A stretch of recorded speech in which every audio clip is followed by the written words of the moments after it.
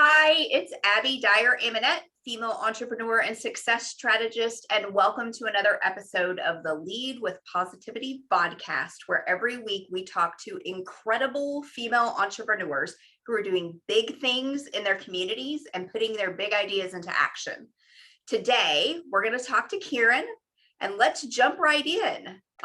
Tell us a little bit about you and your business. Great. Absolutely. Thanks, Abby. So I am really passionate about helping corporate women over 40 speak with confidence, confidently get those ideas out there. And my expertise is all around communication. So I'm on a mission specifically to reach 10 million women to help them overcome that self-doubt, to stop holding back from sharing their ideas and take their seat at the table, which is rightly ours. So that is what I'm really passionate about. And a big part of it is because it took me too long to find my own voice, even though I was in a senior leadership position in the corporate world. Absolutely. And that is a real challenge for many people. Yeah. Tell me a little bit about what motivated you in particular to start your business. Sure. Well, like you and I were briefly talking about before this, about when did I start? When did I have that entrepreneurial idea or spirit, or when did it really start? And I joke that it was when I was 6 years old and my dad taught me how to negotiate at flea markets. He gave me like a couple of dollars and he set me off on my own and said, never take full price. So I have always been a really good negotiator. I've always had this need for freedom. And in any job that I've had, I always wanted to be able to spread my wings. So even though I've been in the corporate world for a long time, recently left last July 2020, but while I was in it, I was always looking for new things to do or new ideas to do. And, on the side, I was a wedding planner. I also used to drive a big bus, like a Greyhound sized bus. There's lots of different things that I've done in my past. So I'm always open to new things as long as it's fun and interesting and serves people. Wow. That's the bus. That had to be quite a... Yeah, full disclosure, that was in my early 20s, but fair enough. Definitely was very fun. Yeah. I bet. So tell us a little bit about your greatest inspiration and why. Wow, that's a big one. My greatest inspiration is people, frankly. I've always loved people. And I'm particularly interested in why people show up the way that they do. I always I got a psych degree, but I remember people would always say, well, do you want to be a therapist? And at the time I used to say, well, that was in the 80s. So keep this in mind for anybody listening. But I remember I would say no, because I want to work with well-adjusted people. And yet I've been in therapy forever now. But my point is that I didn't want to do it to be a therapist, but the real point is that I've always wanted to inherently understand people better. I personally love growth, and whether it's personally or professionally. So I've always had this hunger for growing and growth. And so as a result of that, people inspire me because I think they're fascinating. We're all so complex and also a little bit quirky, and everybody's quite a bit different. And that's also what I love, is that and that's probably why I love living in San Francisco, because everybody is welcome here. It's a hodgepodge of people. And that started really with the gold rush and everybody coming over here. So that's what inspires me, is people.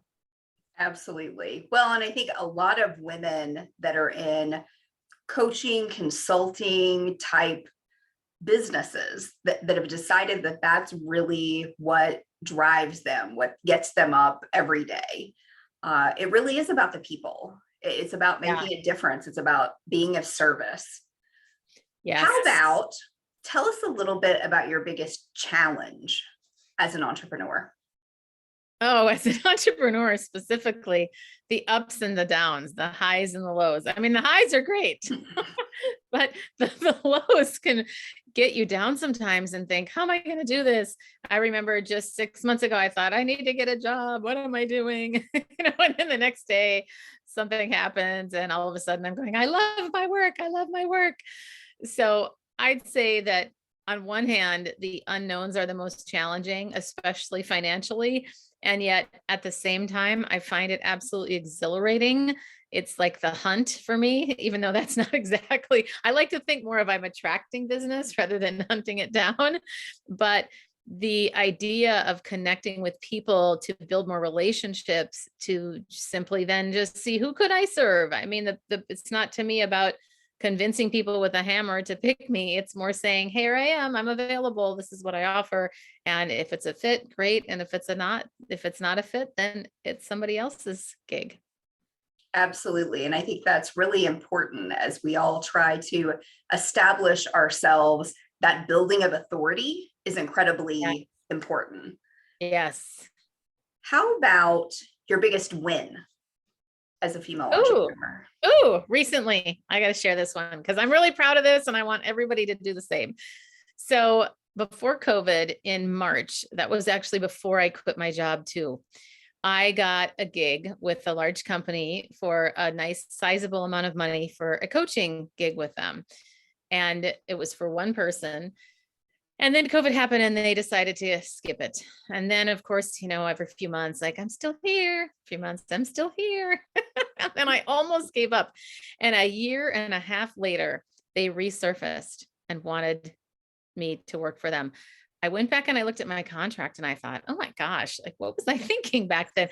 The way, what I charged, as well as the structure, I thought I would do that so differently now. And also having learned a lot over the last year and a half. Well, I went back to them and I made my case by saying, instead of 3 months, I'd recommend 6 because of the value. And the more I do this work, the more I realize that people grow based on time, intention, and support. So that's why I'm recommending 6 months instead of 3. And by the way, now I charge X, which was 2.5 times what I had charged for almost the same amount of work. And they didn't even question it. Good for you. That's exciting. It was a risk. I mean, it really was. It was quite a bit of money. And so I say that because regardless of the amount, the point is ask for what you want, because you won't know what they're going to say if you don't ask. I mean, you're obviously going to say you're not going to get it if you don't ask, but they could still say no. And then you learn and you move on. But I'm a huge fan of making a powerful ask. And that's actually one of the courses that I teach too. Excellent. Well, we're going to roll right into that. I want you to tell us about your programs, who you specifically serve, and a little bit about how you do that. Sure. Yeah. So there's 3 things. One are large speaking engagements in the corporate world. Primarily, there's 2 topics I love: 7 ways women give away their power and how to take it back. And then the other one is 3 C's to command any room. And I love doing speaking engagements. That's probably my favorite thing. The second one is group coaching for any individual that wants to have an intimate group for 6 weeks to speak with confidence. That's specifically what we do there. And that's really the bulk of almost everything I teach. And then the third is one-on-one coaching if you want something a little bit more higher touch. It's certainly more expensive as well, but that's a really great way, of course, to get really quick results. And I do a lot of work with video coaching. So as soon as people see themselves on video, it's amazing how quickly we're motivated to change a few things when we celebrate the things we do well, but we also look at the things that we could shift. Absolutely. So tell us one of those top tips that you would give folks who are nervous about being on video. Sure. Well, the number one thing that I would say is just record yourself in the first place. Start there, 30 seconds. That's all you need.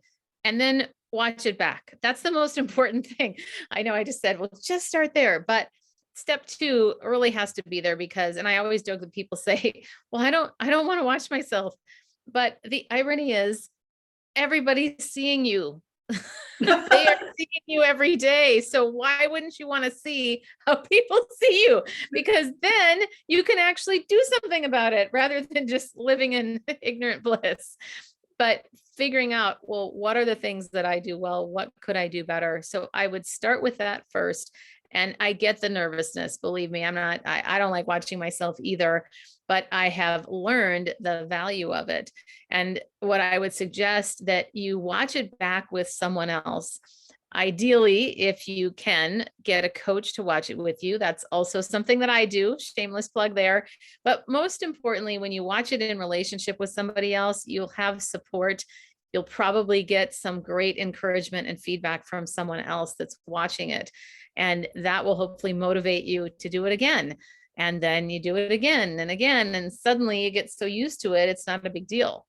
Because I can remember the first time somebody put a mic in my face and put me on camera, I was all weird. A lot of people, I used to do a lot of hiring for this, especially in my old job. I would hire and train all of our facilitators. And it's so interesting to me how conversationally people can be amazing.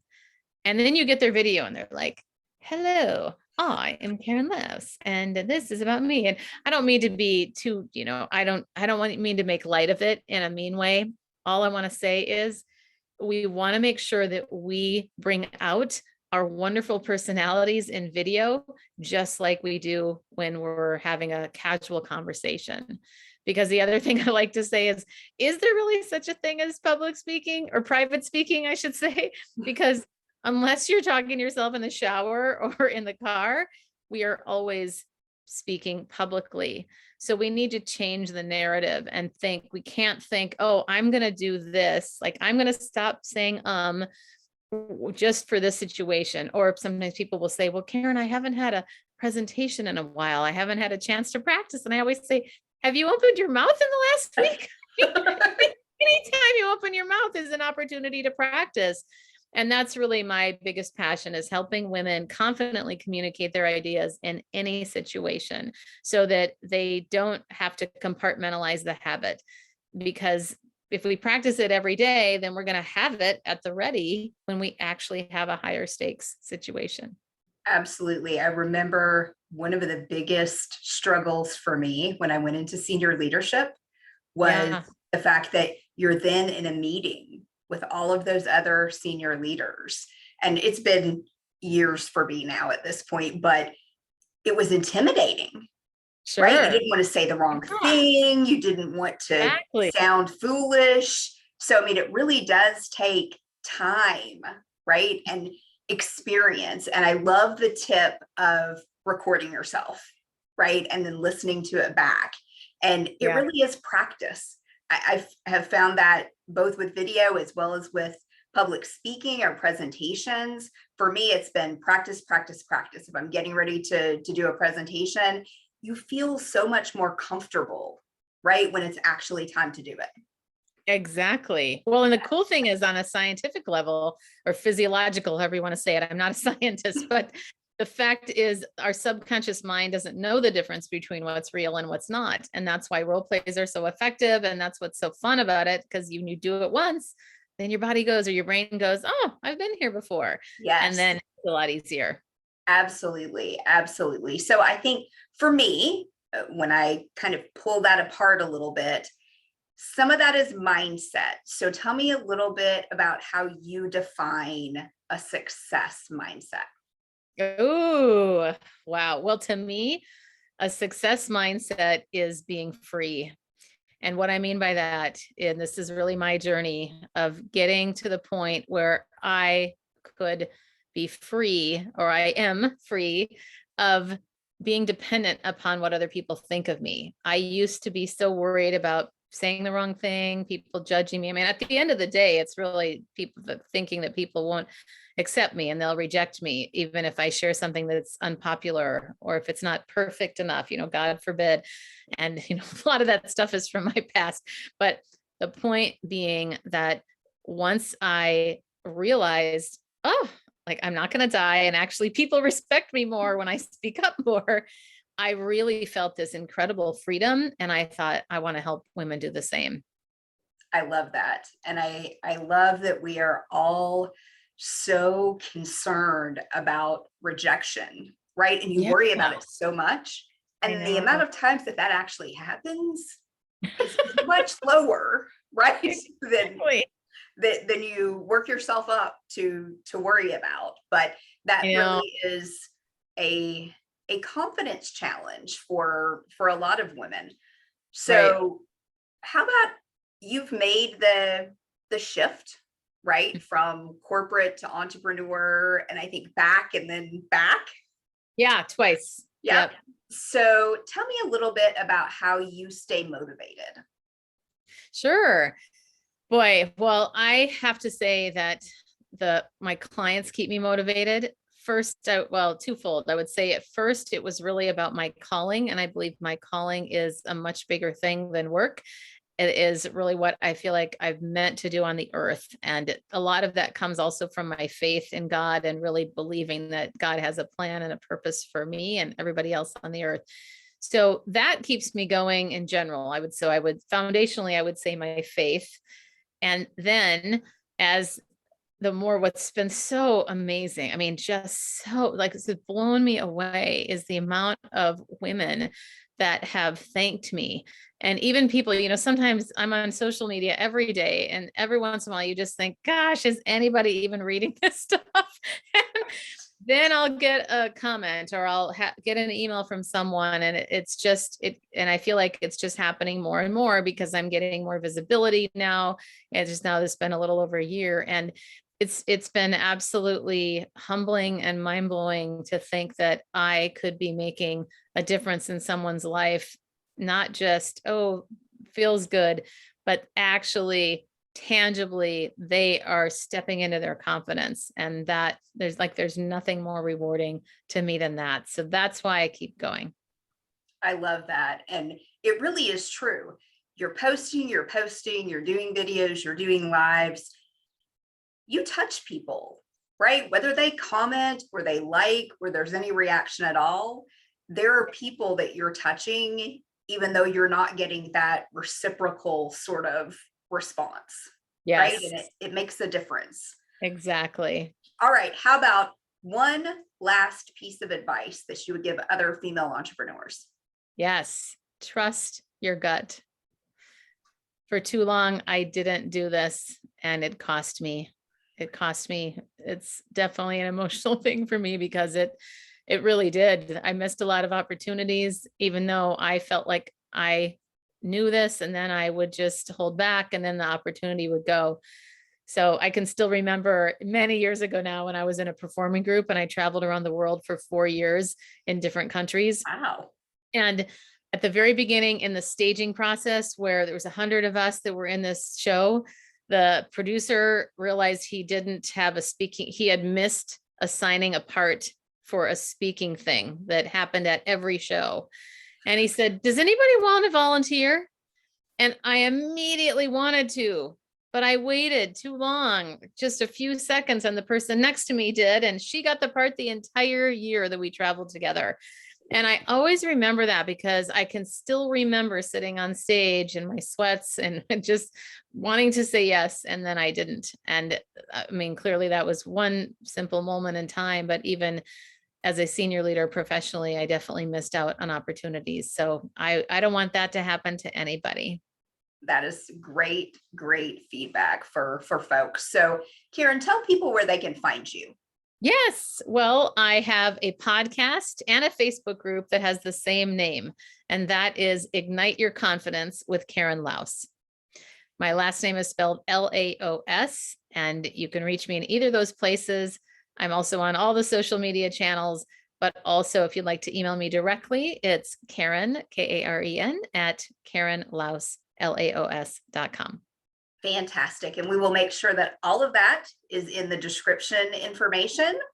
Thanks to everybody for joining us for another episode of the Lead with Positivity Vodcast, where we have amazing female entrepreneurs come on, talk about the big things that they're doing in their words and only the way that they can. So if you like this, please subscribe, and we'll see you next time. Thank you.